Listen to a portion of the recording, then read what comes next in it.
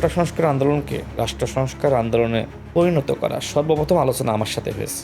আসিফ মাহমুদের সাহসী ভূমিকা আছে, আমি স্বীকার করি। নাহিদ ইসলামেরও আছে। যে সময় আসিফ এবং নাহিদ ডিবি হেফাজতে মার খাচ্ছিল, হাসনাত এবং সার্জিস তারা জুস খাচ্ছিল, তারা ছাত্র জনতার রক্ত মারিয়ে আওয়ামী লীগের মন্ত্রীদের সাথে বৈঠক করলো।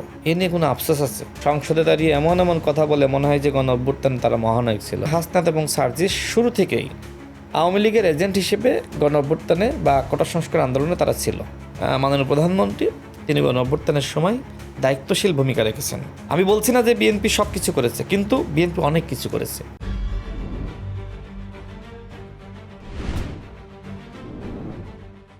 প্রিয় দর্শক, স্বাগত জানাচ্ছি বাংলা নিউজের বিশেষ podcast show hot seat with জাকারিয়াতে। আজকের অতিথি বাংলাদেশে কোটা সংস্কার আন্দোলনের অন্যতম নায়ক, স্বৈরাচার বিরোধী আন্দোলনের রাজপথের সৈনিক, বর্তমানে মাননীয় প্রধানমন্ত্রী তারেক রহমানের রাজনৈতিক সহকারী হিসেবে কাজ করছেন মোহাম্মদ রাশেদ খান। রাশেদ, বাংলা নিউজে আপনাকে স্বাগত জানাচ্ছি। ধন্যবাদ। রাশেদ, শুরুতেই আপনার কাছে একটু যদি জানতে চাই যে আপনি তো বাংলাদেশে যে প্রথম যখন কোটা সংস্কার আন্দোলন হয় 2018 সালে, সেই সময়ে আপনি রাজপথে ছিলেন। তখন আসলে সেই আন্দোলনটাকে কেন সরকার পতন আন্দোলনের দিকে নিয়ে যাওয়া যায়নি? সবাইকে শুভেচ্ছা। দেখেন, সেই সময় সরকার পতনের মতন পরিস্থিতি বা ওই অবস্থা সৃষ্টি হয়নি, যে কারণে আসলে সরকার পতনের আন্দোলন হয়নি। আর ওই আন্দোলনটা আসলে সরকার পতনের আন্দোলন ছিল না, সেটি ছিল একটি সামাজিক আন্দোলন। এবং সেই সামাজিক আন্দোলনের যে দাবি ছিল, সেই দাবি ছিল তৎকালীন প্রধানমন্ত্রীর উপরে। যদিও সেই প্রধানমন্ত্রীর পদ নিয়ে আলোচনা ছিল, কিন্তু তারপরেও 18 সালের যে রাজনৈতিক পরিস্থিতি বা পরিবেশ, সেটি এমন ছিল যে আসলে সরকারের বিরুদ্ধে কথা বলা যেত না বা আন্দোলন করা যেত না। তো যে কারণে আসলে সেটি একটি সামাজিক আন্দোলন হিসেবে মানুষের সামনে হাজির হয়। এবং ওই আন্দোলন যারা আসলে অনেকটা গুছিয়ে আনে, মানে মাঠ পর্যায়ে নিয়ে আসার আগে গুছিয়ে আনা, সেটির সাথে আসলে আমি বা নুরুল হক নূর আমরা কেউই জড়িত ছিলাম না। তবে 17ই ফেব্রুয়ারি যেদিন আন্দোলন শুরু হয়, সেদিন থেকেই আমরা রাজপথে ছিলাম, সাধারণ একজন আন্দোলনকারী হিসেবে অংশ নিয়েছিলাম। কিন্তু যে প্রবলেমটা হয়েছিল, যারা আসলে এই আন্দোলনের আয়োজক ছিল, তারা একটি চিন্তা করলো যে ঢাকা বিশ্ববিদ্যালয়ের শিক্ষার্থীরা ছাড়া আসলে এই আন্দোলন সফল হবে না বা আন্দোলনের নেতৃত্ব দেওয়া সম্ভবপর হবে না। যে কারণে তারা আমাদের শরণাপন্ন হলো। আর শুরুর দিন আমি দেখলাম যে আসলে কেউই স্লোগান দেয় না, যে কারণে আমি স্লোগান দেওয়া শুরু করি। হয়তো আল্লাহর পক্ষ থেকে নির্ধারণ করে রেখেছিল যে এই আন্দোলনের নেতৃত্ব আমরা দিব। এটা আমার বলা যায় যে আমার ইচ্ছাও ছিল না যে আমি আন্দোলনের নেতা হব, কিন্তু হয়ে গিয়েছি। এটা মানে পরিস্থিতি আমাকে নেতা বানিয়েছে, এটি বলতে পারেন। যে ওই সময় কেউ নেতৃত্ব দেয় না, যে কারণে আমাকে দিতে হয়েছে, কথা বলতে হয়েছে, স্লোগান দিতে হয়েছে, এরকম আর কি। তো আপনি তো সেই সময় আপনার আরেক সহযোদ্ধা নুরুল হক নূর, তিনি ডাকসুতে নির্বাচন করলেন, ভিপি নির্বাচিত হলেন, এবং আপনিও নির্বাচনে জিএস পদে প্রতিদ্বন্দ্বিতা করেছিলেন। তো সেই সময় আপনি যদিও নানা সময় এটি নিয়ে প্রশ্ন তুলেছেন, আমি একটু জানতে চাই যে সেই সময় আপনি কেন, নুরুল হক নূর ওভারকাম করলেও আপনি কেন করতে পারলেন না? দেখেন, 18 সালের যে কোটা সংস্কার আন্দোলন, সেখানে শুরুতে মূল নেতৃত্বের জায়গায় আমি ছিলাম। আমি অ্যারেস্ট হওয়ার পরে নুরুল হক নূর তিনি নেতৃত্ব দেন। এরপরে আমরা জেল থেকে বের হওয়ার পরে সমন্বিতভাবেই নেতৃত্ব দেওয়া হয়। তবে মানুষের মুখে মুখে নূর এবং রাশেদ এই নাম দুটিই বেশি পরিচিত হয়। এবং আমাদের সাথে আরও অন্যান্য সহযোদ্ধা অবশ্যই তারা গুরুত্বপূর্ণ ভূমিকা রেখেছে, হাসানুল মামুন, ফারুক হাসান সহ অন্যান্যরা। আর পরবর্তীতে যেটি হয়েছিল যে আমরা আসলে সবার মতামতের ভিত্তিতেই ডাকসু নির্বাচনে অংশ নিই। সেখানে নুরুল হক নূর ভিপি প্রার্থী হয়েছিল, আমিও ভিপি প্রার্থী ছিলাম। তবে ভোটাভুটিতে নুরুল হক নূর আমার থেকে 1 ভোট বেশি পেয়েছিলেন। মানে আমাদের অভ্যন্তরীণ যে কে কোন পদে প্রতিদ্বন্দ্বিতা করবে। তো আমি তখন জিএস পদে ইলেকশন করি সবার মতামতের ভিত্তিতে। তো ওই সময় তো আমি এবং নুরুল হক নূর আমরা সবাই পাশ করেছিলাম, কিন্তু আমাদেরকে তো আসলে সবগুলো পদ ঘোষণা করে নাই। শুধুমাত্র নুরুল হক নূরের পদ এবং আক্তার হোসেন, এই দুটি পদ ঘোষণা করে। এবং আমাদের কাছে যে তথ্য ছিল যে আমরা সব মিলিয়ে 11টি পদে আমরা বিজয়ী হয়েছিলাম, ভিপিজিএস সহ। তো আমার পদ যদি ওই সময়কার যে মানে ফ্যাসিবাদী ব্যবস্থা ঘোষণা না করে, আমি আসলে কি করতে পারতাম?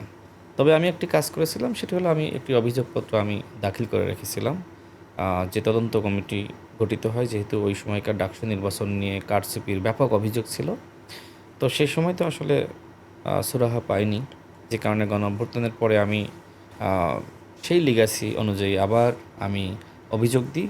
পরবর্তীতে ছাত্রলীগের সাবেক সাধারণ সম্পাদক মানে গোলাম রাব্বানী, তার ছাত্রত্ব বাতিল হয়। যেহেতু তিনি অবৈধভাবে এমপিলে ভর্তি হয়েছিলেন, তার ছাত্রত্ব বাতিল হয়েছে। এখন তার ডাকসু পদ বাতিলের প্রক্রিয়া চলছে, যেহেতু তার ছাত্রত্বই ছিল অবৈধ, ডাকসু নির্বাচনে অংশ নেওয়াই ছিল অবৈধ। তো সেক্ষেত্রে হয়তো সামনে যেহেতু তার পদ শূন্য হলে, সেক্ষেত্রে ওই নির্বাচনে আমাকে ডাকসুর জিএস হিসেবে প্রশাসন তো অবশ্যই ঘোষণা করবে বলে আমি মনে করি। এটাই নাই বিচার, যেহেতু ওই সময়কার বাস্তবতা আমি পাশ করেছিলাম, আমাকে দেওয়া হয়নি, আর তার ছাত্রত্বই ছিল না। তো ডাকসু নির্বাচনে সে কেমনে কেমনে অংশ নেবে? তো দেখা যাক সামনে কি হয়। আপনারা সে সময় ছাত্র আন্দোলন করলেন, কোটা সংস্কার আন্দোলন করলেন, আপনারা ছাত্র অধিকার পরিষদ গঠন করলেন এবং সবশেষ আপনারা গণ অধিকার পরিষদ গঠন করলেন। একটি পুরো দেশে একটা রাজনৈতিক দল হিসেবে গণ অধিকার পরিষদ আপনারা গঠন করলেন। আপনি প্রায় সামনের সারিতেই দ্বিতীয় নেতা ছিলেন। তো সেই জায়গাটি থেকে আপনি গণ অধিকার পরিষদ থেকে বেরিয়ে বিএনপিতে কেন গেলেন? এটা কি কোনো রাজনৈতিক সমঝোতা? দেখেন, 2022 সাল থেকে বিএনপির সাথে যুগপৎ আন্দোলনের সম্পর্ক ছিল। বিশেষ করে 2026-এর জাতীয় নির্বাচনের আগে অন্তর্বর্তীকালীন সরকারের যে নির্বাচন কমিশন বা জাতীয় ঐক্যমত কমিশন, তারা যে আরপিও সংশোধন করে, সেখানে যেটি উল্লেখ করা হয় যে যারা গণ অধিকার পরিষদ বা গণসংহতি বা অন্য দলের মতন যে সকল দল আছে, যদি কোনো দলের সাথে জোট করে বিএনপি বা অন্য কোনো দল, তো সেক্ষেত্রে আসলে বড় দলের প্রতীকে নির্বাচন করা যাবে না, নিজের দলের প্রতীকেই নির্বাচন করতে হবে। আর বাংলাদেশের বাস্তবতায় এটি কখনো আসলে হয়নি। যেমন জামাত ইসলাম, তারাও কিন্তু ধানের শীষের প্রতীকে 2018 সালে নির্বাচন করেছে, রাইট। এবং আপনার অন্যান্য দলও একই কাজ করেছে। তো সেই জায়গায় বাস্তবতা এরকমই আসলে হয়ে গিয়েছিল যে বড় দলের প্রতীকে নির্বাচন করা, এবং মানুষের মনস্তাত্ত্বিক চিন্তাও আসলে ওই রকমই ছিল। তবে আমার ক্ষেত্রে কিছু ভিন্ন ঘটনা ছিল, যে আমি আগে থেকেই বাংলাদেশের বর্তমান মাননীয় প্রধানমন্ত্রী জনাব তারেক রহমানের নেতৃত্ব মেনে তার সাথে অনেক কাজ করেছি। সেই সময় আমি গণ অধিকার পরিষদের সাধারণ সম্পাদক ছিলাম, এবং থাকাকালীন সময়ে আসলে অনেক কাজ করার সুযোগ হয়েছে। যে কারণে আমি গণ অধিকার পরিষদের সাধারণ সম্পাদক থাকলেও বিএনপির যে জাতীয়তাবাদের রাজনীতি, সেটির সাথে আসলে সম্পৃক্ত থাকার বা সেই দলের যে মূল নেতা, তার সাথে একসাথে রাজনৈতিক কার্যক্রম বা ফেসিবাদের বিরুদ্ধে লড়াই করার সেই সুযোগ আমার হয়েছিল। যে কারণে নানান বাস্তবতায় আসলে বিএনপিতে জয়েন করা, এবং বিএনপির রাজনীতির সাথে সরাসরি আমি আসলে না থাকলেও বিএনপির সাথে আন্দোলনে তো ছিলাম। সুতরাং আমার জন্য খুব বেশি প্রবলেম হয়নি। আর আমি বিএনপিতে জয়েন করেছি নুরুল হক নূর, হাসান আল মামুন, তাদের সাথে আলোচনার মাধ্যমেই।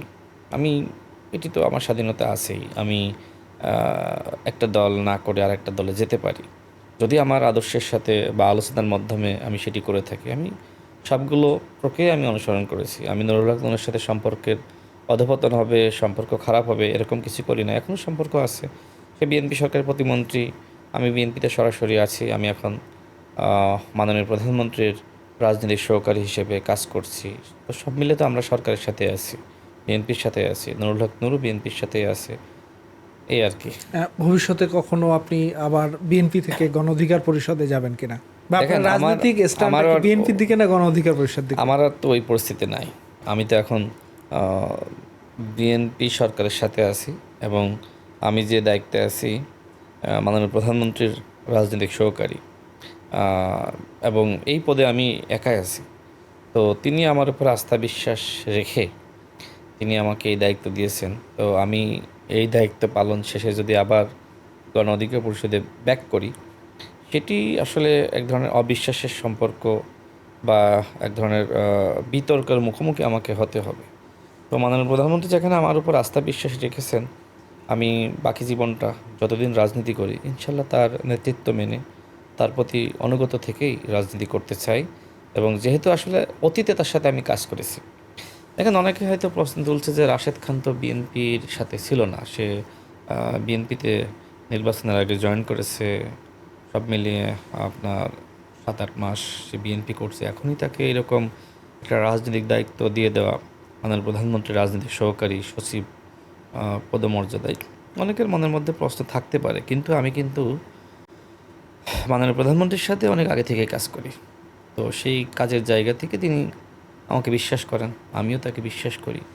এবং বিশেষ করে 2024-এর যে গণ অভ্যুত্থান, সেই গণ অভ্যুত্থানের সময় নেপথ্যে থেকে অনেক কাজ করতে হয়েছে মাননীয় প্রধানমন্ত্রীর নির্দেশনা মেনে, তার দিক নির্দেশনা অনুসরণ করে। যেহেতু 18 সালের কোটা সংস্কার আন্দোলন আমাদের নেতৃত্বেই তো হয়েছিল, তাই না? এবং ওই সময় তো সর্বপ্রথম তো আমি অ্যারেস্ট হয়েছিলাম, আমার একটা অভিজ্ঞতা ছিল না? আমার সেই 18 সালের অভিজ্ঞতা 24 সালের এই গণ অভ্যুত্থানে পুরোটা রাজনৈতিক যে সমন্বয় হয়েছিল আমাদের, সেক্ষেত্রে প্রধান ভূমিকা পালন করেছিলেন মাননীয় প্রধানমন্ত্রীর নির্দেশনায় নেতৃত্বে বর্তমান স্বরাষ্ট্রমন্ত্রী জনাব সালাউদ্দিন আহমেদ, তার সাথে আমি কাজ করার সুযোগ পেয়েছিলাম। তো এই জায়গা থেকে সব মিলিয়ে আসলে আমার উপরে মাননীয় প্রধানমন্ত্রীর যে আস্থা, অগাধ বিশ্বাস, তিনি আমাকে স্নেহ করে বা বলা যায় যে আমার উপর বিশ্বাস রেখে এই দায়িত্ব দিয়েছেন।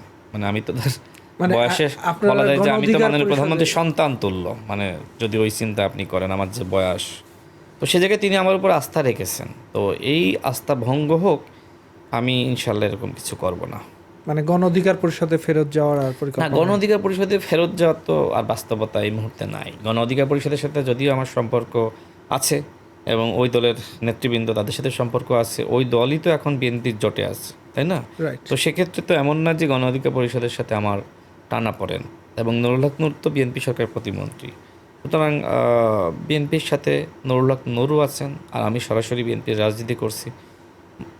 মাননীয় প্রধানমন্ত্রী আমাকে যে সুযোগ দিয়েছেন কাজ করার, জাতীয় পর্যায়ে রাজনীতি নিয়ে কাজ করার, এটি আসলে খুবই গুরুত্বপূর্ণ একটি বিষয় এবং আমার জন্য গর্বের বিষয়। আমি তার প্রতি কৃতজ্ঞতা প্রকাশ করছি।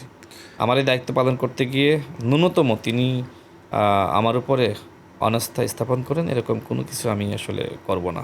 আপনি গণ অধিকার পরিষদ থেকে বিএনপিতে গেলেন, বিএনপিতে ঝিনাইদহ থেকে নির্বাচন করলেন। আমরা যদি বলি যে এই নির্বাচনে কিন্তু বিএনপির একটা জয়জয়কার, প্রায় 2/3 বেশি আসন পেয়েছে। তো আপনি আপনার এলাকায় হেরে যাওয়ার কারণ কি? আচ্ছা, এটি নিয়ে আসলে অনেক কথা বলেছি। আজকে যে বিষয়গুলো নিয়ে কথা বলছি এগুলো অতীতে অনেকবার বলা হয়েছে। আমি ঝিনাইদহ 2 আসনে নির্বাচনের প্রস্তুতি নিয়েছিলাম, পরবর্তীতে দলীয় সিদ্ধান্তে আমাকে 4-এ নির্বাচন করতে হয়েছে এবং আমি নির্বাচন করেছি। সেখানে বিএনপির একজন ক্যান্ডিডেট ছিলেন, 18 সালে নমিনেশন পেয়েছিলেন। তিনি আসলে আবার এই নির্বাচনে বিদ্রোহী প্রার্থী হয়েছিলেন। প্রবলেমটা আসলে এইখানে, একদিকে নতুন এলাকা, আবার বিদ্রোহী প্রার্থী। তারপরেও আমি সর্বোচ্চ চেষ্টা করেছি। আমি আসলে অনেক ধরনের সহযোগিতা যেটি প্রত্যাশিত ছিল সেটি আসলে অনেকটাই পাওয়া যায়নি। তো সব মিলিয়ে আমি যেহেতু আসলে দলীয় আনুগত্য স্বীকার করেছিলাম বা আমাকে যেভাবে বলেছিল, তো আমাকে তো একভাবে না একভাবে মূল্যায়ন করেছে।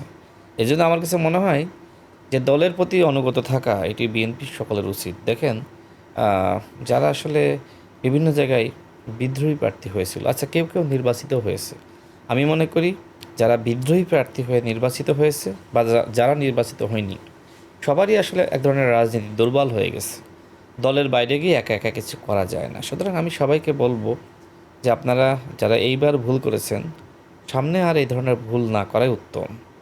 দলীয় আনুগত্য প্রকাশ করা, নেতৃত্বের নির্দেশনা অনুসরণ করা, মেনে নেওয়া, এটি একজন রাজনৈতিক কর্মীর জন্য কল্যাণকর। দেখছেন না, অনেককে আমাদের মাননীয় প্রধানমন্ত্রী মূল্যায়ন করছেন। আচ্ছা, আপনি এমপি হলেই কি সব হয়ে যাবেন? আর এমপি না হলেই কি আপনার মানে আপনি মারা যাবেন, শেষ হয়ে যাবেন? বিষয়টা এরকম না। একটা দল যে সময় ক্ষমতায় যায়, দলের নেতৃবৃন্দকে নানানভাবে মূল্যায়ন করতে পারে। যেমন আমি যে পজিশনে আমি আসলে আছি, তাই না? এটা তো একটা গুরুত্বপূর্ণ জায়গা। অতীতে এই দায়িত্ব যারা পালন করেছে, তারা অনেকেই বিএনপির বড় জায়গায় গিয়েছে। তো সেক্ষেত্রে আহ, আমি মনে করি না যে এমপি মন্ত্রী হলেই আসলে সব হয়ে যায়, আর না হলেই সব হারিয়ে যায়, এটি আমি মনে করি না। রাশেদ, আমরা যখন কথা বলছি তখন জুলাই মাস 2024-এর এই জুলাই, এই মানে 36 জুলাইয়ের যে বিপ্লব আন্দোলন, ছাত্র জনতার যে প্রতিরোধ আন্দোলন, সেটার মুখেই কিন্তু শেখ হাসিনা দেশ ছেড়ে পালাতে বাধ্য হন। রাশেদ, আপনার কাছে একটু যদি জুলাইয়ের আন্দোলন নিয়ে জানতে চাই, যে জুলাইয়ে যারা আন্দোলনে নেতৃত্ব দিয়েছেন, বিশেষ করে নাহিদ, আমি যদি বলি আসিফ, আক্তার, মানে একেবারেই সম্মুখ সারিতে যারা, তারা তো আপনাদের সাথেই আন্দোলন করেছিলেন 2018 সালে। তো এই আন্দোলনটাতে আপনারা কিভাবে সম্পৃক্ত ছিলেন এই সমন্বয়কদের সাথে? বিএনপি একটি বড় রাজনৈতিক দল, এবং গণঅভ্যুত্থানের সময় যে রাজনৈতিক সমন্বয় এটি বিএনপি করেছে। বিএনপি জামাতকে মাঠে নামার আহ্বান করেছে, হেফাজতে ইসলাম, অন্যান্য রাজনৈতিক দল, আর যুগপৎ আন্দোলনে যারা ছিল তারা তো বিএনপির নেতৃত্বে মাঠে নেমেছিল, তাই না? দেখেন, যে সময় শেখ হাসিনা গুলি চালিয়ে মানুষ হত্যা করছে, আমি এর আগেই আসিফ মাহমুদ সহ তাদের নেতৃবৃন্দকে বলে রেখেছিলাম, যদি রাজনৈতিক সহযোগিতা লাগে, এটা যে কোনো ধরনের সহযোগিতা, সেটি আমার পক্ষে অ্যারেঞ্জ করা সম্ভব। বিশেষ করে আমার সাথে বিএনপির ভালো যোগাযোগ ছিল, বর্তমান মাননীয় প্রধানমন্ত্রী, স্বরাষ্ট্রমন্ত্রী এবং অন্যান্য শীর্ষ নেতৃবৃন্দের, এটি তারা জানতো। তো আমি আগেই তাদেরকে জানিয়ে রেখেছিলাম, যেহেতু আমি তাদের মানে বলা যায় যে 18 সালের কোটা আন্দোলনে যেহেতু আমি নেতা ছিলাম, তারা আমার সাথে অংশ নিয়েছিল, বা তাদের আমি বড় ভাই ছিলাম, যেটি বলেন না কেন। তো এতটুকু আশ্বস্ত তাদেরকে করে রেখেছিলাম যে বিপদ বা যে কোনো সংকট সৃষ্টি হলে সেক্ষেত্রে আমরা পাশে থাকার সর্বাত্মক চেষ্টা করব। তো সম্ভবত 18 জুলাই আমার যতটুকু মনে পড়ে, বা 19 জুলাই আমার সাথে আসিফ মাহমুদের নিয়োজিত একজন তার বন্ধু, সেও সমন্বয়ক ছিল, আহনাব সাইদ খান। তো আসিফ মাহমুদের সাথে যখন কথা হতো, সে আমাকে বলতো যে ভাই, অনেক সময় তো আপনি আমাকে নাও পেতে পারেন, জরুরি কোনো বার্তা থাকলে আপনি আহনাবের মাধ্যমে আমার কাছে পাঠিয়েন, ওর সাথে আমার এনিহাও নানান মাধ্যমে হইলেও যোগাযোগ থাকবে। তো আহনাব সাইদ খান এই যে হত্যাযজ্ঞ চলছে, আমাকে বলল যে ভাই, বিএনপিকে নামিয়ে দেন, শেখ হাসিনাকে আর ছাড় দেওয়ার সুযোগ নয়, তার পতনের আন্দোলন করতে হবে। মানে শুরুর দিকে যখন মাত্র আসলে মানে হত্যাযজ্ঞ শুরু করেছে, তো আমি সে সময় বর্তমান স্বরাষ্ট্রমন্ত্রীর সাথে কথা বললাম যে ছাত্ররা সামনে এক দফার ঘোষণা দিবে, আমার সাথে কথা হয়েছে, আপনি আমার উপর আস্থা বিশ্বাস রাখেন, সমস্ত শক্তিকে রাজপথে নামাতে কাজ করেন, বিএনপিকে নামিয়ে দেন, ছাত্রদল, যুবদল, অন্যান্য দলকে নামান। তো সেই সময় স্বরাষ্ট্রমন্ত্রী আমাকে বললেন যে ছাত্ররা কি আসলে এক দফার ঘোষণা দিবে? আমাদের তো ঝুঁকি আছে, আমরা যদি সবাই নেমে যাই, পরবর্তীতে তারা এক দফার ঘোষণা দিল না, অনেকে আপোষ করলো, তো সেক্ষেত্রে দলগতভাবে তো বিএনপি ক্ষতিগ্রস্ত হবে। তো আমি বললাম যে বাকিটা আমি দেখব, আমার উপর আস্থা বিশ্বাস রাখেন, তাদেরকে এক দফা ঘোষণা যাতে দেয় এটা আমি দেখব, তারা আমাকে কথা দিয়েছে। তো আমি এই সময় আহনাব সাইদ খানকে ফিডব্যাক জানিয়েছিলাম যে বিএনপি মাঠে নামবে, এবং সে আমাকে বলেছিল ইনশাল্লাহ এক দফার ঘোষণা হবে। তো দেখেন, তার মানে কি? তার মানে এই যে কোটা সংস্কার আন্দোলনকে রাষ্ট্র সংস্কার আন্দোলনে পরিণত করা সর্বপ্রথম আলোচনা আমার সাথে হয়েছে। আমি যে বললাম না যে আসলে পিছনের অনেক গল্প তো মানুষ জানে না, এর কারণটা হলো আসিফ মাহমুদ যে বই লিখেছে, এই ইতিহাসগুলো সে অস্বীকার গেছে বা সে লিখে নাই হীনমন্যতার জায়গা থেকে। কয়েকদিন আগে স্বরাষ্ট্রমন্ত্রী একটি বক্তব্য দিয়েছেন না, যে নপথ্যের অনেক ভূমিকা আছে, বলছেন না, সেই ভূমিকা হলো এইটা। এমনকি আমি এতটুকু বলি যে যে কথা আসলে না বললে না, বা বলা উচিত না, ছাত্র নেতৃবৃন্দের কর্মসূচি ঘোষণা করার জন্য অনেক পরামর্শ দেওয়া, কর্মসূচি বাস্তবায়ন করা, সেক্ষেত্রে অন্যান্য যে লজিস্টিক সাপোর্ট সেটাও কিন্তু দেওয়া হয়েছে। এটা আসিফ মাহমুদ নিজেও জানে, তাকে জিজ্ঞেস করবেন কখনো যদি এই শোতে আনেন যে রাশেদ খান তো এই কথা বলছিল, আই থিঙ্ক অস্বীকার করতে পারবে না। এছাড়া নাহিদ ইসলাম, আক্তার হোসেন এবং আসিফ মাহমুদের জাতিসংঘের সাথে বা আন্তর্জাতিক কমিউনিটির সাথে যে যোগাযোগ, সেটা আমার হাত ধরেই, আমার মাধ্যমেই। কারণ 18 সালের কোটা সংস্কার আন্দোলনের নেতৃত্ব আমি দিয়েছিলাম, নুরুল হক নূর দিয়েছিল, আমরা সহযোদ্ধারা দিয়েছিলাম, যে কারণে জাতিসংঘ সহ বিভিন্ন এম্বাসির সাথে বা অন্যান্য আন্তর্জাতিক কমিউনিটির সাথে আমাদের যোগাযোগ ছিল। তো শুরুতে জাতিসংঘের যারা প্রতিনিধি, তাদের সাথে নাহিদ ইসলামের মিটিংটা সেট হয়। নাহিদ সেদিনকে আসলে ফোনটা বন্ধ করে রেখেছিল। তো পরবর্তীতে জাতিসংঘের পক্ষ থেকে আমার সাথে যোগাযোগ করা হয় যে আমরা তো নাহিদ সাহেবকে পাচ্ছি না। তো আমি সেই সময় আসিফ এবং আক্তার হোসেনকে বলি যে নাহিদের তো যাওয়ার কথা, জাতিসংঘের মতন প্রতিষ্ঠান, নাহিদ তো ফোন বন্ধ। তো সেই সময় আমি আক্তার এবং আসিফ মাহমুদকে পাঠাই। তো নাহিদ ইসলাম সেখানে গিয়েছিলেন, মানে সে সিকিউরিটির কারণে সে আসলে নাম্বারটা বন্ধ করে সেখানে গিয়েছিলেন। তো যাই হোক, এই যে 3 জন গেল, তারপর থেকেই তো আসলে তাদের জাতিসংঘের সাথে সম্পর্ক সৃষ্টি হলো এবং গণঅভ্যুত্থানের সময় সূচনাটা আপনি করে দিয়েছিলেন। এক্স্যাক্টলি। তো তাদের বইতে আসলে এগুলো নাই, তারা কখনো এগুলো স্বীকারও যায় না। তো সমস্যা নেই। এখন সে যদি মানে অস্বীকার করে বা স্বীকার না গিয়ে সে নিজেকে বড় নেতা হিসেবে রাখতে পারে, রাখুক। বাট ইতিহাস সবসময় বলে যে অন্যের অবদান অস্বীকার করে নিজের অবদানকে বড় করা যায় না। যেমন আসিফ মাহমুদের বইটা তো এখন আর কেউ কেনেই না আমার মনে হয়। এই বইটার কোনো গুরুত্বই নাই। আসিফ মাহমুদ যে গণঅভ্যুত্থান নিয়ে একপাক্ষিক একটি ইতিহাস লিখেছে, এই বইটার কোনো গুরুত্ব নাই, কারণ সেই বইয়ে অধিকাংশ ইতিহাস নাই। দেখেন আসিফ মাহমুদ আরও যে কাজটা করা হয়েছে এরকম ইতিহাস পরিবর্তন না, ইতিহাস 50% তিনি লিখেছেন তার মতন করে, আর 50% তিনি লেখেন নাই। যেমন ওই সময় যেটি হয়েছিল যে আসিফ মাহমুদের সাহসী ভূমিকা আছে, আমি স্বীকার করি, নাহিদ ইসলামেরও আছে। যে সময় ডিবি হেফাজতে আসিফ, নাহিদ এবং আপনার আবু বকের মজুমদার, নুসরাত তাবাসসুম, তাদেরকে যে সময় নিপীড়ন করা হচ্ছিল, সেই সময় হাসনাত এবং সার্জিস পুকুর পাড়ে ঘুরছিল, তারা হাসছিল, খেলছিল, আর মানে বলা যায় যে মানে কি বলবো আসলে আনন্দ করছিল এবং জুস খাচ্ছিল, তাদের কোনো প্যারা ছিল না। এবং এটা আমি গণঅভ্যুত্থান নিয়ে পুরো ইতিহাস পুঙ্খানুপুঙ্খ বলতে পারেন লিপিবদ্ধ করতে গিয়ে আমি সকল তথ্য আমি সংগ্রহ করেছি, যে কারণে আমি আসলে কথা বলতে পারি। অর্থাৎ মূল কথাটা হলো যে যে সময় আসিফ এবং নাহিদ ডিবি হেফাজতে মার খাচ্ছিল, হাসনাত এবং সার্জিস তারা জুস খাচ্ছিল, এটি কিন্তু বাস্তবতা। আপনি নাহিদ ইসলামকে জিজ্ঞেস করবেন, আপনি আসিফ মাহমুদকে জিজ্ঞেস করবেন, আমি তো কত টেলিভিশনে এই কথা বলছি। এটা মিথ্যা হলে তো তারা চ্যালেঞ্জ করতো, তাদের চ্যালেঞ্জ করার কোনো সুযোগ নেই, এটা সত্য। এমনকি আপনার 16 জুলাই ঢাকা বিশ্ববিদ্যালয়ে যেদিন আবু সাইদ, ওয়াসিম তারা শহীদ হলেন, ওই দিন তার আগে তো 15 জুলাই ঢাকা বিশ্ববিদ্যালয়ে নারী শিক্ষার্থী সহ সবাইকে তো আঘাত করা হলো। তো এর প্রতিবাদে তো শহীদ মিনারে মিছিল বা বিক্ষোভ সমাবেশ। তো যখন আসলে শিক্ষার্থীরা জানতে পারলো যে রংপুরে এবং চট্টগ্রামে এবং বিভিন্ন জায়গায় সব মিলিয়ে 6 জন শিক্ষার্থী শহীদ হয়েছে, ওই সময় ছাত্রলীগ রাজু ভাস্কর্যে অবস্থান করছিল। আসিফ এবং নাহিদরা সিদ্ধান্ত নিয়েছিল ছাত্রলীগকে পিটিয়ে ক্যাম্পাস ছাড়া করার। সেই শক্তি তখন ছিল, শিক্ষার্থীদের হাতে সেই ধরনের প্রস্তুতিও ছিল, লাঠিসোঁটা বা বিভিন্ন প্রস্তুতি ছিল।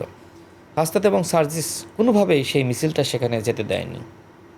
তারা মিছিলটা নিয়ে আপনার শহীদুল্লাহ হলের সামনে দিয়ে আপনার ঢাকা মেডিকেল ঘুরে আবার শহীদ মিনারে এসে এরকম তারা আসলে মিছিলটা অন্যদিকে নিয়ে গেছে। এই যে তাদের রাজনীতি, অর্থাৎ হাসনাত এবং সার্জিস গণঅভ্যুত্থানের সময় ঘটনা চক্রের নেতা। মানে যদি ওদেরকে বলেন যে ওরা কি আসলে গণঅভ্যুত্থানের নেতা, আমি বলবো না, তারা আসলে গণঅভ্যুত্থানের সময় ঘটনা চক্রের নেতা। কিন্তু প্রকৃত নেতা আসিফ, নাহিদ, হ্যাঁ তারা হয়তো ইতিহাস স্বীকার করছে না বা একপাক্ষিক ইতিহাস লিখেছে, কিন্তু তারা প্রকৃত নেতা ছিল, এইটা অস্বীকার করার কিচ্ছু নাই। আমি তাদেরকে ছোট করতে চাই না। গণঅভ্যুত্থানে তাদের সাহসী ভূমিকার জন্য আমি তাদেরকে অবশ্যই শ্রদ্ধা করি, আজীবন শ্রদ্ধা করব, স্নেহ করি, ভালোবাসি। তো যে পরবর্তী বিতর্ক তো আলাদা বিষয়। আপনি যেটি বললেন যে আতাত্য করেছিলই 19 জুলাই তো আওয়ামী লীগের মন্ত্রীদের সাথে বৈঠক করলো, পুরো দেশবাসী জানে। যেখানে আব্দুল কাদের 9 দফা ঘোষণা করলো, সেটাকে বানচাল করার জন্য হাসনাত এবং সার্জিসের 8 দফা। তো এর থেকে বড় মুনাফিকি আর কি হইতে পারে? তারা ছাত্র জনতার রক্ত মারিয়ে আওয়ামী লীগের মন্ত্রীদের সাথে বৈঠক করলো, এ নিয়ে কোনো আফসোস আছে? এ নিয়ে কোনো দুঃখ প্রকাশ করে? আজকে তারা বিশাল বিশাল নেতা দাবি করে, সংসদে দাঁড়িয়ে এমন কথা বলে, মনে হয় যে গণঅভ্যুত্থানে তারা মহানায়ক ছিল। আমার কাছে মাঝে মধ্যে মনে হয় যে আসিফ এবং নাহিদের থেকেও বড় নেতা ছিল গণঅভ্যুত্থানের সময়, বড় ত্যাগী নেতা ছিল এই হাসনাত এবং সার্জিস। হাসনাত সার্জিস কী করেছিল জানেন? বিনিময় মোল্লাকে চিনেন আপনি? কে সে? আপনার ছাত্র অধিকার পরিষদের সভাপতি ছিল না? যেহেতু ছাত্র অধিকার পরিষদ 18 সালের কোটা সংস্কার আন্দোলনের নেতৃত্ব দিয়েছে, সুতরাং কোটা যে সময় 24 সালে ফিরে আসলো, তো স্বাভাবিকভাবে ওই আন্দোলনের লেগাসি ছাত্র অধিকার পরিষদ বহন করে, তারা তো গুরুত্বপূর্ণ অবশ্যই। ভূমিকা রাখা স্বাভাবিক। তো শুরুতেই কিন্তু ছাত্র অধিকার পরিষদ মাঠে নেমেছিল। তো যাই হোক, ছাত্র অধিকার পরিষদ যেহেতু পরবর্তীতে রাজনৈতিক ছাত্র সংগঠন হয়ে যায়, যে কারণে ছাত্রলীগ চায়নি যে এই সংগঠন মাঠে নামুক। তো তারা বিকল্পভাবে আসলে অন্যরা নামলে তাদের আপত্তি নাই, কারণ তাদের মধ্যে অনেকেই আসলে এই কোটার ছাপারার, তারাও চায় যে কোটার না থাকুক। তো যাই হোক, পরের দিন যেদিন প্রোগ্রামটা হলো, সেখানে ঢাকা বিশ্ববিদ্যালয়ের কেন্দ্রীয় লাইব্রেরির সামনে সবাই জড়ো হয়েছিল। সেখানে একটি ব্যানার ছিল, সেই ব্যানারের পাশে বিনিয়ামিন মোল্লা দাঁড়িয়েছিল। হাসনাত আবদুল্লাহ এসে সেখান থেকে বিনিয়ামিন মোল্লাকে বের করে দেয়, কারণ ছাত্রলীগের নির্দেশনা ছিল যদি বিনিয়ামিন মোল্লা এই আন্দোলনে থাকে বা সামনে থাকে, ছাত্রলীগ আন্দোলন করতে দিবে না। যে কারণে ছাত্রলীগের নির্দেশনা মেনে হাসনাত আবদুল্লাহ বিনিয়ামিন মোল্লাকে আন্দোলনের সামনে থেকে বের করে দেয়। এরপরে যে সময় মিছিলটা শহীদ মিনারে যায়, তখন বাকি দায়িত্ব নেয় সার্জিস আলম। সেই সময় একই কাজ করেছিল সার্জিস আলম, ছাত্রলীগের একটি গ্রুপকে নিয়ে সেই বিনিয়ামিন মোল্লাকে এক প্রকার ঘাড় ধাক্কা দিয়ে শহীদ মিনার থেকে বের করে দেয়। এমনকি ওই দিন সে কথা বলতে চেয়েছিল শহীদ মিনারে, তাকে কথাও বলতে দেওয়া হয়নি। তার মানে কি? তার মানে হাসনাত এবং সার্জিস শুরু থেকেই আওয়ামী লীগের এজেন্ট হিসেবে গণ অভ্যুত্থানে বা কোটা সংস্কার আন্দোলনে তারা ছিল। মানে আওয়ামী লীগের এজেন্ট হিসেবেই তারা আন্দোলনে যুক্ত হয়েছিল। আজকে কত বড় বীর, তাই না? তো মাঝে মধ্যে শুনি যে কেয়ামতের সময় নাকি এরকম হবে, কেয়ামতের সময় যখন ঘনিয়ে আসবে, যে মানুষ সত্যকে মিথ্যা মনে করবে আর মিথ্যাকে সত্য মনে করবে। তো আমার কাছে মনে হচ্ছে যে এখনই হয়তো কেয়ামত ঘনিয়ে আসতেছে, যে কারণে হাসনাত এবং সার্জিসের গণ অভ্যুত্থানের সময় যে নেতিবাচক ভূমিকা, সেটা জাতি অনেকটা ভুলে গেছে। ওই সময় হাসনাত এবং সার্জিস ছিল আওয়ামী লীগের ছত্রছায়ায়, আর এখন তারা আছে জামাতের ছত্রছায়ায়। দেখেন তারা কত বড় পলিটিশিয়ান, কেমনে ইউটার্ন নিয়েছে। যদি আওয়ামী লীগ টিকে যেত, আমার কাছে মনে হয় যে হাসনাত এবং সার্জিস আওয়ামী লীগের মন্ত্রী থাকতো, কারণ তারা আওয়ামী লীগকে রক্ষার জন্য সর্বাত্মক চেষ্টা করেছে। শোনা যায় অনেক বড় সাংবাদিকও ফেসবুকে লিখেছিলেন, যে সময় নাহিদ আসিফদেরকে ডিবি হেফাজতে নেওয়া হলো, সেই সময় হাসনাত এবং সার্জিস গোয়েন্দা সংস্থাকে বলেছিল যে আমাদেরকে যদি বাইরে রাখেন, আমরা কিন্তু আপনাদেরকে সার্ভ করতে পারবো না, আমরা বিতর্কিত হব, আমরা বিতর্কিত হলে কিন্তু কিছুই করতে পারবো না, সুতরাং আমাদেরকে ডিবিতে পাঠান, ওদের সাথে রাখেন। দেখেন আমিও তো 15 দিন রিমান্ডে ছিলাম, তাই না? জি। তো ডিবি হেফাজতে থাকলে কি হ্যান্ডকাপ সারা অবস্থায় রাখে? আমাকে তো রাখে নাই। আমাকে তো ধরার সাথে সাথে চোখ বেঁধে, মুখ বেঁধে, মুখের মধ্যে গামছা ঢুকিয়ে পিটিয়েছে, সাপের মতো পিটিয়েছে। আর হাসনাত এবং সার্জিসকে জুস খাওয়াইছে, পুকুর পাড়ে ঘুরিয়েছে। What is this? নাহিদকে তো ঘোরায়নি, আসিফকে তো ঘোরায়নি, বাকের মজুমদারকে তো ঘোরায়নি। জিজ্ঞেস করবেন এই কথাগুলো রাশেদ খানের মতন মানুষ। আমি তো দায়িত্বশীল জায়গায় আছি, আমি কি বানিয়ে বানিয়ে বলতে পারি? এই হিস্ট্রিগুলো আমি যাদের কাছ থেকে শুনেছি, তারা হিস্ট্রির নায়ক, যে কারণে আমি এইগুলো বলতে পারি। মানে সেখানকার যারা ছিল, আমি সবার সাথে মোটামুটি কথা বলেছিলাম, কথা বলে আমি সকল তথ্য উদ্ঘাটন করেছি যে সেখানে কি হয়েছিল। হাসনাত এবং সার্জিস গণ অভ্যুত্থানের ঘটনাচক্রের নায়ক। এখন মানুষ এগুলো শুনলে বিশ্বাস করতে চায় না। আমি নাহিদ ইসলামকে বলবো, সে যদি নিজেকে সৎ এবং ইমানদার মানুষ হিসেবে মনে করে, দ্রুত সময়ের মধ্যে তার উচিত হবে গণ অভ্যুত্থানের পিছনের কাহিনী, সামনের কাহিনী, সকল কাহিনী প্রকাশ করা। কি হয়েছিল? জাতির অধিকার আছে গণ অভ্যুত্থানের নায়ক এবং খলনায়কদের সম্পর্কে জানার। আসিফ মাহমুদের বইটা একপাক্ষিক বই, যেটা আসিফ মাহমুদ নিজেও স্বীকার করে। আমি তাকে জিজ্ঞেস করেছিলাম যে তোমার বইটা তো ভাই সব নাই, হ্যাঁ, এই যে মীর জাফরের ইতিহাস কই? সে আমাকে বললো, ভাই কী করব, যতটুকু পেরেছি লিখেছি। তাহলে এ দিয়ে কী হবে? মানুষ প্রকৃত ইতিহাস জানতে চায়। তোমরা বলো যে 71-এর ইতিহাস আমরা জানি না, তোমরা কি 24-এর ইতিহাস মানুষকে জানাইছো? তো তোমরা ততক্ষণ না পর্যন্ত বলবা, মানুষ তো আমাদের মুখ থেকে শুনে অনেকটা অবিশ্বাস করবে। তোমরা বলো না। তো একটা জিনিস ভালো লাগে যে মৌনতা সম্মতি এইখানে, মানে আমি এই যে এত কথা বলি, মানে সবাই আপনি তো বলেন শুনেছে। এটার কোনো প্রত্যুত্তর দেয় না। না, কেন দিবে? এটা সত্য তো। আমি শতভাগ চ্যালেঞ্জ করছি। আমি এখন তো দায়িত্বশীল পদে আছি না, এই দায়িত্বশীল পদে থেকে আমি চ্যালেঞ্জ করছি। আমি যদি মিথ্যা বলে হাসনাত এবং সার্জিস আমার নামে মামলা দিক এবং নাহিদ এবং আসিফ বলুক যে রাশেদ ভাই মিথ্যা বলতেছে, বলুক, তারা কোনোদিন বলে না, কারণ এটা সত্য। এ নিয়ে তো হান্নান মাসুদ অনেকবার তাদের মিটিংয়ে বেশ প্রতিবাদও জানিয়েছে। হ্যাঁ, হান্নান মাসুদের পরবর্তী বিতর্ক নিয়ে আমি অনেক সমালোচনা করেছি। গণ অভ্যুত্থানের সময় রিফাত রশিদ, হান্নান মাসুদ, এরপরে আপনার মাহিন সরকার, আব্দুল কাদের, তাদের ভূমিকা নিয়ে তো প্রশ্ন তোলার সুযোগ নেই, তাই না? তো গণ অভ্যুত্থানের সময় পর্যন্ত যারা নায়ক ছিল, তাদেরকে আমি সারা জীবন অবশ্যই তাদের সেই অবদান স্বীকার করব। পরবর্তীতে বিতর্কে জড়িয়েছে রাজনীতি করতে গিয়ে, সেটি নিয়েও সমালোচনা করব। হাসনাত এবং সার্জিসকে নিয়ে প্রশংসার কিচ্ছু নাই। দেখেন, আপনি যদি ভয় পান, আপনার কি উচিত? ফোনটা বন্ধ করে কোথাও চলে যাওয়া। আর আপনি কি করলেন? আপনি বলেন যে ওই সময় আমাদেরকে ভয় দেখিয়েছিল। তো নাহিদ আর আসিফকে ভয় দেখায়নি, তারা কি সংলাপে গিয়েছিল? আপনারা সংলাপে কেন গেলেন? এরপর আরেকটা জঘন্য ঘটনা ঘটেছিল জানেন, হাসিব আল ইসলাম সে কিন্তু আসলে সংলাপে ওই অর্থে স্বেচ্ছায় যায়নি। হাসনাত আবদুল্লাহ এই হাসিব আল ইসলামের স্যার ছিল, ফোকাসে কোচিং করতো। আচ্ছা আর আচ্ছা। হাসনাত সেখানকার শিক্ষক ছিল। তো সে তার মেসে এসে, মানে হাসনাত আবদুল্লাহ হাসিব আল ইসলামের মেসে এসে তাকে নিয়ে গেছে। নিজে তো ফান্দে পড়েছে, বাকিদেরকে ফান্দে ফেলিয়েছে। দেখবেন, হাসিব আল ইসলাম ফেসবুকে একটা পোস্ট করেছিল যে আমি ওই সময়কার ঘটনা নিয়ে আমি অনুতপ্ত, কিন্তু সার্জিস আলম কখনোই অনুতপ্ত না। সে এটাকে স্ট্র্যাটেজি মনে করে। হ্যাঁ, যে আওয়ামী লীগের মন্ত্রীদের সাথে বৈঠক করা এটাও নাকি আন্দোলনের স্ট্র্যাটেজি ছিল। তাহলে আওয়ামী লীগের মন্ত্রীদের সাথে রক্ত মারিয়ে বৈঠক করা আন্দোলনের স্ট্র্যাটেজি না? তাহলে এই স্ট্র্যাটেজি যদি সবাই নিত তাহলে কি আন্দোলন সফল হইতো? তো যাই হোক, আমার খুব আক্ষেপ লাগে যে গণ অভ্যুত্থানের ইতিহাসটা মানুষ জানে না। মানে মানুষের জানা উচিত, নাহিদ ইসলামের উচিত হবে এই অভ্যুত্থানের ইতিহাসটা মানুষকে জানানো। অন্যথায় আসলে মানুষ একসময় কিন্তু তাদের অবদানটা অনেকটা ভুলে যাবে। যদি সে একটা বই লেখে না, আসিফ মাহমুদ যা লিখেছে, আসিফ মাহমুদকে আমি পরামর্শ দিব যে কপালে যা থাকে তাই আছে। গণ অভ্যুত্থানের আপনি নেতা ছিলেন, তাই না? এটা তো বিশাল একটি ব্যাপার। আর জীবনে কিছু হতে পারে না, না পারেন, গণ অভ্যুত্থানের নেতা ছিলেন, এটা বিশাল ব্যাপার। লেখেন না সাহস করে। আপনার পরবর্তী এডিশন আমি দেখতে চাই যেখানে সত্য ইতিহাস থাকবে, সবার অবদান স্বীকার করবেন। গণ অভ্যুত্থানে বিএনপিকে তো আপনারাই নামতে বলেছেন, সেটা আমার মাধ্যমে, আমার সাথে যোগাযোগ করে। স্বীকার যান না কেন? আমাদের মাননীয় প্রধানমন্ত্রীর যে অবদান সেটা আপনারা তো জানেন, স্বীকার যান না কেন? হ্যাঁ। মাঝে মধ্যে বলেন যে বিএনপি আন্দোলনে ছিল না। রে ভাই, বিএনপি আন্দোলনে ছিল না, বিএনপিকে তো আপনারা নামাইছেন, আমাকে বলছেন। এই যে এত বড় একটা আন্দোলন, এই আন্দোলনে সকল শ্রেণী পেশার মানুষ নেমেছে, রাজনৈতিক দলগুলো নেমেছে। তো এই আন্দোলনে বিএনপির তৎকালীন ভারপ্রাপ্ত চেয়ারম্যান, বর্তমান মাননীয় প্রধানমন্ত্রী কিভাবে সম্পৃক্ত হলেন, তার নির্দেশনায় কিভাবে নেতাকর্মীরা নামলো, বা এই আন্দোলনে তার ভূমিকাটা আপনি বলছেন আপনি কাছ থেকে দেখেছেন, এটা যদি একটু বলেন। কাছ থেকে দেখা বলতে ওই সময় তো তিনি নির্বাসিত জীবনে, কিন্তু তিনি তার যে ফেসবুক পেজ সেখানে প্রতিনিয়ত তার ভিডিও বার্তাগুলো, নির্দেশনাগুলো আসতো না? আপনি দেখেন নাই? জি। তো এই নির্দেশনা অনুসরণ করে বিএনপি, ছাত্রদল বা অন্যান্য অঙ্গ সংগঠনের সবাই মাঠে নেমেছে।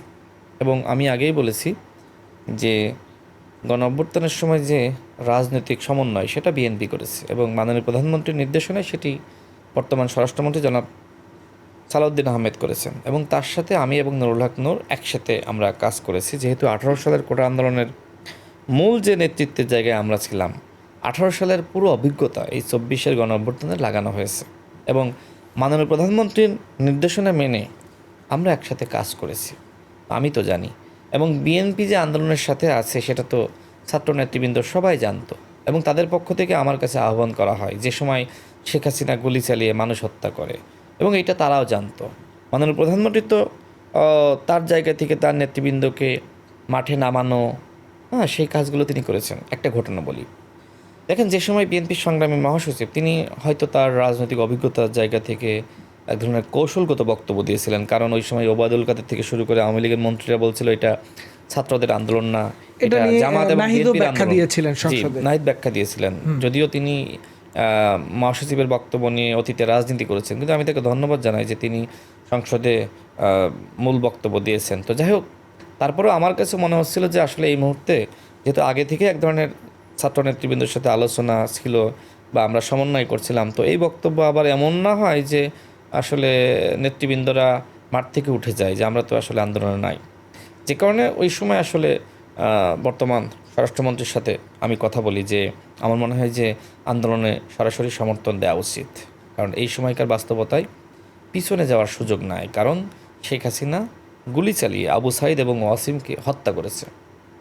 তো তিনি সেই সময় আসলে আমাদের বর্তমান মাননীয় প্রধানমন্ত্রীর সাথে কথা বলেন, এবং কী কথোপকথন হয়েছিল আমার সাথে মানে তিনি শেয়ার করেন, যেহেতু আমিই তাকে বলেছিলাম, এবং তিনি আমার নাম ধরেই বলেছিলেন যে রাশেদ তো এই কথা বলল।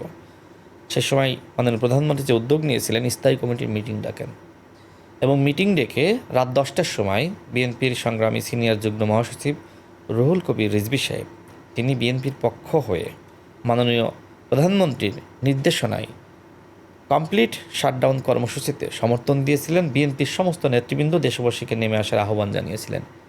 এক্ষেত্রে সবথেকে বড় ভূমিকা কার? মাননীয় প্রধানমন্ত্রীর, তাই না?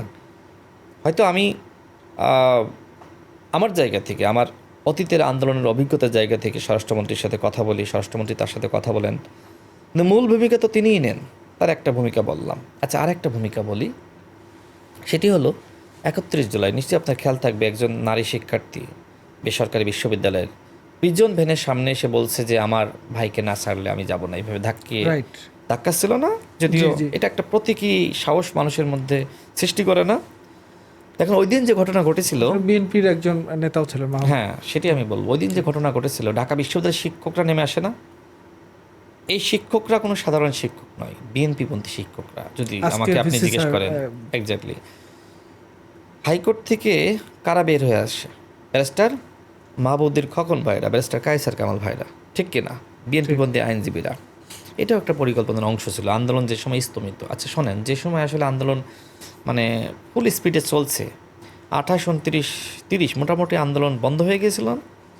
তো আমার কাছে সেই সময় আসলে আমি যখন দেখছি যে স্তমিত হয়ে যাচ্ছে, স্বরাষ্ট্রমন্ত্রীর সাথে আমার, মানে বর্তমান স্বরাষ্ট্রমন্ত্রী, তার সাথে আমার কম যোগাযোগ হয়।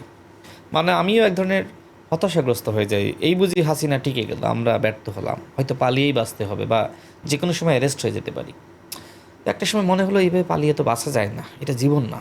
তো আমি স্বরাষ্ট্রমন্ত্রীকে আবার বললাম, মানে যোগাযোগ করলাম যে আমার মনে হয় যে নতুন পরিকল্পনা নেওয়া দরকার। আমরা যে সময় এই পরিস্থিতি হয়েছিল 18 সালে, সেই সময় আইনজীবীরা, শিক্ষকরা নেমেছিল। আপনি প্রধানমন্ত্রীর সাথে আলোচনা করেন, মানে বর্তমান প্রধানমন্ত্রীর সাথে, ওই সময়কার ভারপ্রাপ্ত চেয়ারম্যান। আমার মনে হয় যে শিক্ষক এবং আইনজীবীদেরকে মাঠে নামাতে হবে। তো তিনি প্রধানমন্ত্রীর সাথে আলোচনা করেন, এবং আমাদের প্রধানমন্ত্রী, মানে তিনি আসলে ওই সময় উদ্যোগ নিয়েছিলেন, তিনি সেইভাবে নির্দেশনা দিয়েছিলেন বিএনপিপন্থী শিক্ষকদের এবং আইনজীবীদের। তারপরেই কিন্তু ওই ঘটনা ঘটে। হাইকোর্ট থেকে বিএনপিপন্থী আইনজীবীরা নামে, ঢাকা বিশ্ববিদ্যালয় থেকে বিএনপিপন্থী শিক্ষকরা নামে। তো আমার ক্ষুদ্র মস্তিষ্কে বা চিন্তায় যেটি এসেছিল, তা আমি সেটি বলেছিলাম। এরপরে যে যথাযথ উদ্যোগ সেটি কে নিয়েছিলেন? মাননীয় প্রধানমন্ত্রী। তার এরকম ভূমিকা আছে। দেখেন, মৃতপ্রায় আন্দোলন, তাই না? আন্দোলনটা তো শেষ হয়ে গিয়েছিল, 31 জুলাই থেকে আবার শুরু হলো। একদম। ওই যে ওই দিন, যেদিন খোকন ভাই বলছে যে আমাকে নিয়ে যান, ওদেরকে ছাড়েন, মনে আছে? এগুলো মানুষকে সাহস দিয়েছিল। তো এরকম বহু আসলে ভূমিকা আছে। আর একটা ভূমিকার কথা বলি, সেটি হলো যেদিন ঢাকা বিশ্ববিদ্যালয় ক্যাম্পাসে হামলা হলো, তো আসিফ মাহমুদ এর আগে আমাকে বলেছিল, সম্ভবত ওই দিনই কথা হয়েছিল, যে ভাই আপনারা আপনাদের জায়গা থেকে একটা নাগরিকদের নিয়ে একটা প্রোগ্রাম করেন। তো আসিফ মাহমুদ এই কথা বলার পরে আমি নুরুল হক নুরের সাথে কথা বলি। তখন আমরা 2018 সালের কোটা সংস্কার আন্দোলনের যারা নেতা ছিলাম, তাদের ব্যানারে আমরা একটা প্রোগ্রামের আয়োজন করি। সেখানে মান্না ভাই, সাইফুল ভাই, ঢাকা বিশ্ববিদ্যালয়ের আপনার লুৎফর রহমান স্যার থেকে শুরু করে অনেকে আসে। তো আমি গণঅভ্যুত্থানের ইতিহাস লিপিবদ্ধ করতে গিয়ে আমি একটা হিস্ট্রি পেয়েছি। সেটা হলো, লুৎফর স্যার আমাকে বলে যে তোমাদের এই প্রোগ্রামে যাওয়ার জন্য আমাকে বর্তমান মাননীয় প্রধানমন্ত্রী, ওই সময়কার ভারপ্রাপ্ত চেয়ারম্যান জনাব তারেক রহমান আমাকে ফোন করেছিলেন যে নূর এবং রাশেদরা যে প্রোগ্রাম আয়োজন করেছে, আপনি যান। তো দেখছেন তিনি কীভাবে ভূমিকা রেখেছেন একটা প্রোগ্রামকে সফল করার জন্য। তার দলের নেতাকর্মীদেরকে, শিক্ষকদেরকে, যত শক্তি ছিল আমি মনে করি মাননীয় প্রধানমন্ত্রী তার সমস্তটাই গণঅভ্যুত্থানের সময় তিনি প্রয়োগ করেছেন। তো এরকম পিছনের অনেক ভূমিকা আছে, নয়পথ্যের অনেক ভূমিকা আছে। এই ভূমিকাগুলো মানুষ অনেকটা আসলে জানে না। আর তিনি তো আসলে ওই ধরনের জাহিরও করতে পারে না যে আমি এই করেছি সেই করেছি, তাই না? একদম। তিনি যে চরিত্রের মানুষ, তো আর তিনি বাংলাদেশের প্রধানমন্ত্রী হয়েছেন, তো তার জায়গা থেকে তো আসলে ওইভাবে বলাও যায় না। তো আমি যেটি সত্য, আমি যেটি জানি, কে বিশ্বাস করলো আর কে অবিশ্বাস করলো সেটি নিয়ে আমার কোনো হেডেক নেই, আমি সত্য বলবোই। শেখ হাসিনা পালিয়ে যাওয়ার পর, আপনি কি উত্তর পেয়েছেন? জি জি জি পেয়েছি। তো এরকম অনেকগুলো আমি বলতে পারবো তিনি যে ভূমিকা রেখেছিলেন। আর প্রকাশ্যে তো তিনি নিয়মিত নির্দেশনা দিচ্ছিলেন, তাই না? দেন নাই? দেখছেন তো? জি তো জি। তার এরকম আমি মনে করি যে মাননীয় প্রধানমন্ত্রী তিনি গণঅভ্যুত্থানের সময় দায়িত্বশীল ভূমিকা রেখেছেন। বিএনপি তো একটি বড় দল, তাই না? বড় দল হিসেবে যে ভূমিকা রাখা দরকার ছিল, তার শতভাগ ভূমিকা বর্তমান মাননীয় প্রধানমন্ত্রী গণঅভ্যুত্থানের সময় রেখেছিলেন। আমি মনে করি যে তিনি আসলে ওই সময় আসলে বিন্দু পরিমাণ গাফিলতি দেননি।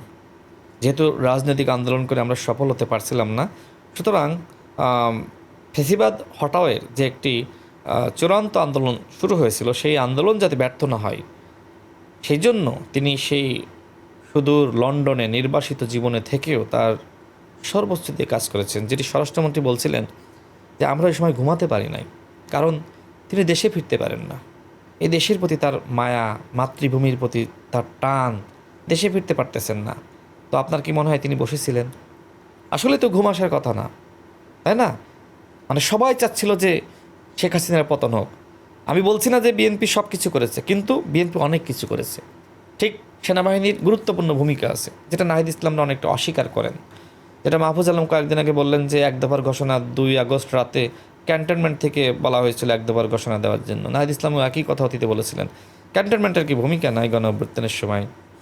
বর্তমান সেনাপ্রধান তিনি যদি ওই সময় 3 আগস্ট না বলতেন যে আমরা ছাত্র জনতার বুকে গুলি চালাবো না, আমরা জনতার সাথেই থাকবো, আরে এই কথা বলার সাথে সাথে তো মানুষ মানে শতগুণ শক্তি পেয়ে গেছে। মানুষের মধ্যে একটা মনোবল চলে দেখেন এসেছে। ওই সময় অনেকে স্লোগান দিচ্ছিল না যে এই মুহূর্তে দরকার সেনাবাহিনীর সরকার? দিচ্ছিল কি না? সেনাবাহিনী ক্ষমতা নিয়েছে? নেয়নি। সুতরাং আমি মনে করি সেনাবাহিনীকে বিতর্কিতভাবে উত্থাপন করার কোনো সুযোগ নাই। সেনাবাহিনীকে ধন্যবাদ দেওয়া উচিত। নাহিদ ইসলামের উচিত, মাহফুজ আলমের উচিত যে ওই সময়কার বাস্তবতায়, ওই সময়কার প্রেক্ষাপটে সেনাবাহিনী যে ভূমিকা রেখেছিল তার জন্য সেনাবাহিনীকে ধন্যবাদ জানানো। কিন্তু কি হলো, তারা সেনাবাহিনীকে মানে বিবেকের কাঠগড়ায় দাঁড় করালো, মানুষের কাছে ভিলেন বানানোর চেষ্টা করলো। কাউকে না তো কাউকে তো ভূমিকা রাখতে হয়। সেনাপ্রধান তো জাতির উদ্দেশ্যে ভাষণ দিয়েছিলেন, তাই না? তো ওই ভাষণের যে সংবাদ প্রচারিত হলো টেলিভিশনে, তারপরে তো মানুষ রাজপথে, যদি ওই সময় আমি বলি যে গণঅভ্যুত্থানের একদম লাস্ট সময়ে যত নেমেছিল মানুষ যদি রাজপথে থাকে 10 লাখ, ওই বক্তব্য বা ওই মানে ভাষণ দিবে ওই কথা শুনে তো নেমে গিয়েছিল আমার কাছে মনে হয় 2 কোটি।